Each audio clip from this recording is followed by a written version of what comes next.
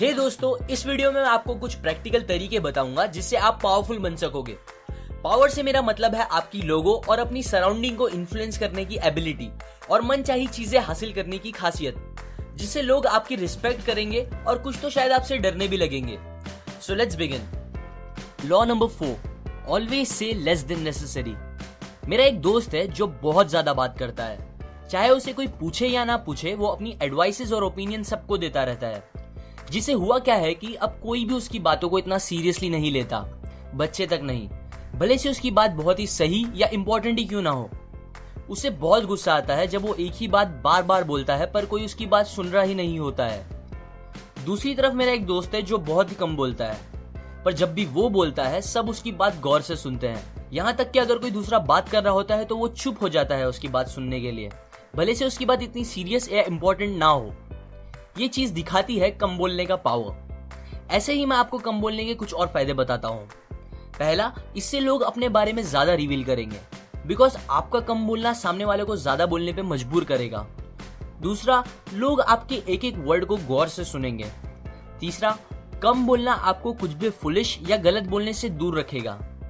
याद रखे, एक पावरफुल इंसान मोस्टली कम बोल के ही लोगों को इंप्रेस और इंटिमिडेट करता है। Law number 7, get others do the work for you. हमें अपना कीमती टाइम और एनर्जी बचाने के लिए दूसरों की नॉलेज, विजडम और भागदौड़ की मदद लेनी चाहिए। हमें कभी भी वो काम नहीं करना चाहिए जो दूसरे हमारे लिए कर सकते हो। थॉमस एडिसन ने ये प्रिंसिपल का यूज बड़े ही अच्छे से किया था।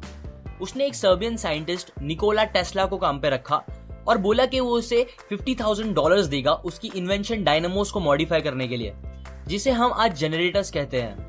टेस्ला ने दिन रात एक करके काम किया और उसके लिए एक बेहतर वर्जन बनाया।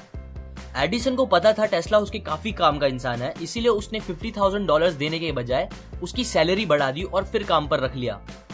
टेस्ला एक अच्छा एग्जाम्पल है जैसा हमें नहीं होना चाहिए। उसने बहुत से इन्वेंशंस किए पर कभी उसे उसका काम का क्रेडिट नहीं मिला। टेस्ला को उसके पेटेंट और मेहनत के लिए $12 मिलियन मिले होते, जबकि उसे एज अ पेमेंट $216,000 ही मिले, बिकॉज वो किसी और के लिए काम कर रहा था जिसने उसके काम का सबसे ज्यादा फायदा उठाया। यहाँ हमें जो की सीखना है एडिसन से वो ये है कि अपनी फील्ड के बेस्ट लोगों को हायर करा के हमें उनसे काम करा।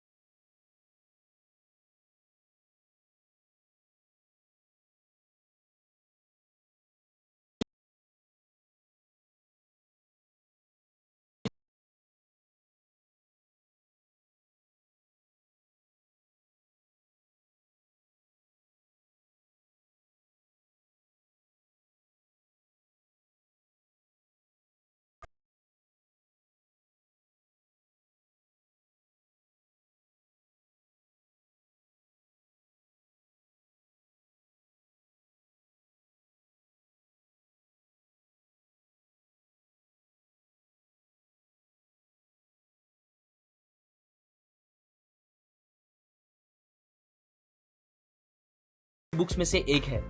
अगर आपको ये लॉस पसंद आए तो लाइक करें, अपने ओपिनियंस कमेंट करें और सब्सक्राइब करें।